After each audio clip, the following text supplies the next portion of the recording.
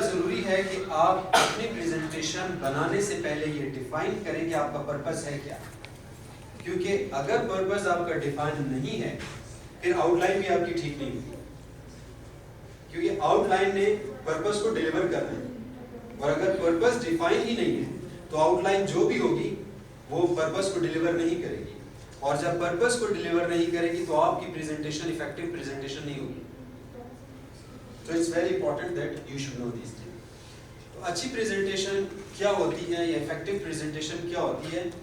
वो प्रेजेंटेशन जो अपना मकसद, उसका लेआउट क्या हो, उसमें क्या होना चाहिए क्या नहीं होना चाहिए, this also matters a lot. फिर बहुत इंपॉर्टेंट बात यह है कि फॉन्ट साइज क्या होना चाहिए, कलर क्या होना चाहिए, फॉन्ट का स्टाइल क्या होना चाहिए, बैकग्राउंड क्या होना चाहिए। This is very very important, क्योंकि अक्सर प्रेजेंटेशन जो मैं देखता हूं, अगर आप इंटरनेट पे भी सर्च करें तो most of the presentations are not good presentations. If you talk about its structure and how they design, what kind of background they are using, what kind of fonts they are using. So generally speaking, most of the presentation that I see are not good because they don't follow.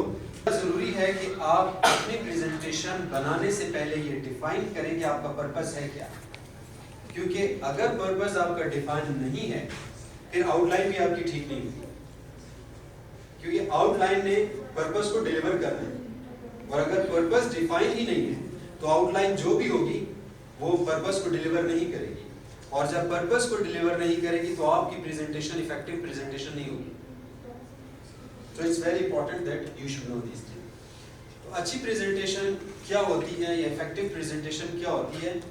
वो presentation जो अपना मकसद, the desired goal of the students, and desired goal is what? Success.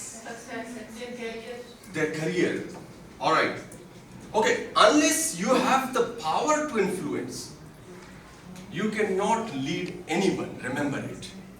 The power, first you need to gain the skills to influence somebody. You need to be a great influencer. A teacher is supposed to be a great influencer.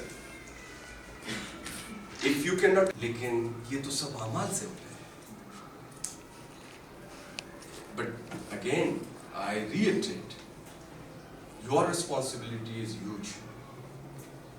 You should be doing greater and greater. You must not stop in the middle. I have low influencer, then lead. Wherever you want to take them, take them. But the influence, the power, the inspiration, the motivation, that is very important. Just compare. When the teachers come up to me and they say, the student is not listening to me, he is not ready to be convinced, he is not blah, blah, blah, they say many stories. Where do you stand? What is your role? You've been paid for it. You've given the noblest responsibility. You are given the power to lead the biggest army across the world. Not only lead, take them towards right direction. Are you getting me? Yes, sir. But the problem with us is, we minute की आपको बता दी कि ये हर participant आके अपना present करेगा जो इसे का उसने काम किया है। क्लियर है ना ये बात? तो आप लोग बैठ, तो इसलिए वो हमेशा ज़मीन पे बैठी होगी, भाई ऊपर बैठा होगा, फलाना होगा। ये ऐसा हर जगह भी नहीं होता, लेकिन बाद दफ़ा पिक्स आपकी नेचुरल जाती है कि आप कहीं नेचुरल चीज़ों को दो, तो ये हमारा सोसाइटी का हिस्सा भी होता है। और बाद दफ़ा ऐसा होता है कि जी बहन बैठी हुई है, भाई नीचे बैठा हुआ है। ये चीज़ें मतलब ये क्रिटिसाइज होता रहता है मेरे ख्याल को। ओके जी, वो मतलब दिया हुआ था डायग्राम, उसमें ये था कि जो लड़के थे वो सोफे सेट पे बैठे हुए थे, ठीक है, पर उनकी जो बेटियां थी वो नीचे बैठी हुई थी।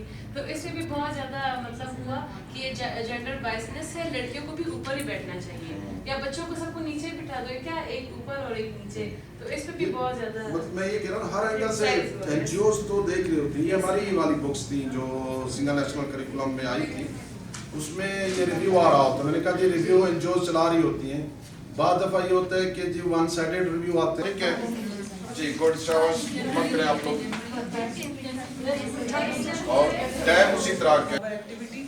तो हम लोगों ने एक्चुअली इनको 2 पार्ट्स में डिवाइड कर दिया। पहला इसका जो बुक की अपीयरेंस होती है और इसकी एक्सटर्नल क्वालिटीज़ होती है। दूसरा इसमें इंटरनल मटेरियल क्या आ रहा है। एक्सटर्नल क्वालिटीज़ इसकी ये होनी चाहिए कि फर्स्ट जब भी हमारे पास बुक आता है तो फर्स्ट चीज़ हम उसकी क्या नोट करते हैं, टाइटल पेज। टाइटल पेज को फर्स्ट चीज़ ये कि अट्रैक्टिव होना चाहिए, इंटरेस्टिंग होना चाहिए, अपीलिंग होना चाहिए टू द व्यूअर, और सबसे के अकॉर्डिंग होनी चाहिए टेक्स्ट बुक। अगर उससे हट के होगा तो ये आगे जाएगा नहीं और बच्चों के लेवल का भी नहीं होगा। और दूसरी जो पॉइंट है वो title page should be attractive. ये बुक्स जो है हमारी, तो यहाँ पे एक बच्चा भी आप लोगों को दिखाई दे रहा है, यानी बच्चा matters a lot in this whole activity. तो बच्चा बोला यहाँ पे my books matters a lot, हमारे बुक्स जो है वो बहुत मैटर करते हैं उनके लिए। और स्टूडेंट्स की जो बुक्स है इट शुड बी फ्रेंडली। तो यहाँ पे जो मेरा पॉइंट है वो है रेलेवेंस एंड कोहेरेंस। कोहेरेंस होना चाहिए, यानी हर इंफॉर्मेशन को दूसरे इंफॉर्मेशन के साथ लिंक करना चाहिए। हर ऊपर जो आइडिया है वो दूसरे आइडिया को क्या कर सके, कॉम्प्रिहेंड कर सके और उसको जो है वो सपोर्ट दे सके। ना हो पाए तो ऐसा हो कि टाइम बाउंड होना चाहिए उस कंटेंट को, टेक्स्ट रहेगा। मस्ट फॉलो द ब्लूमस्टिक्स है, वो अकॉर्डिंग टू करिकुलम होनी चाहिए और ये कि एक्टिविटी बेस्ड हो ताकि पढ़ने वाले को पढ़ने में मज़ा आ जाए।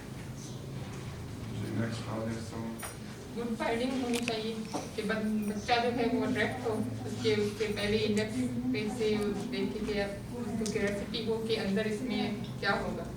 और 3D पिक्चर्स हो, ऐसे आम से जो पिक्चर्स होते हैं उससे भी होते हैं, लेकिन वो जो इम्पोज जो होते हैं बच्चा उसको टच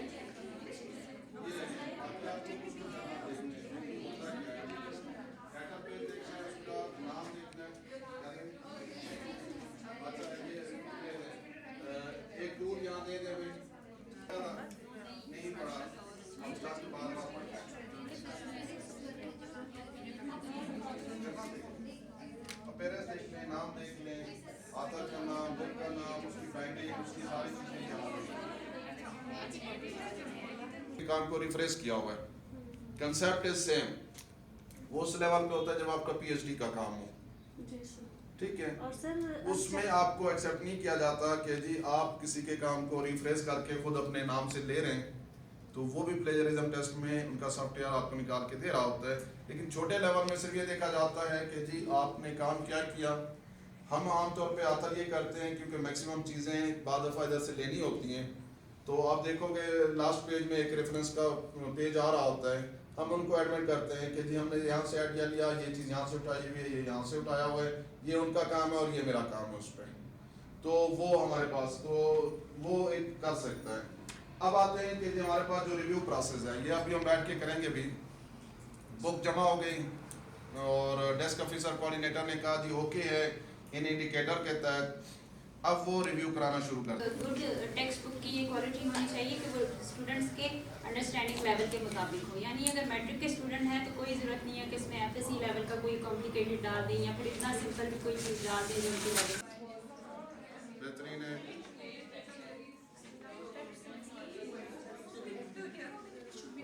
ठीक है, देखें